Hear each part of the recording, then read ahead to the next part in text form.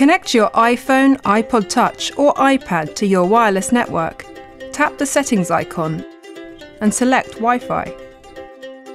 First, make sure Wi-Fi is switched on. A list of available networks will open. If you don't know the name of your wireless network or the password, you can usually find these on the back or underside of your router, and on the Connect card or the Keep Me Handy card that came in your Sky Router box. Select your wireless network and enter your password exactly as it's printed, including capitals and lowercase. Then tap Join. Your iPhone, iPod Touch or iPad will now connect to your Sky Broadband network whenever in range of your router.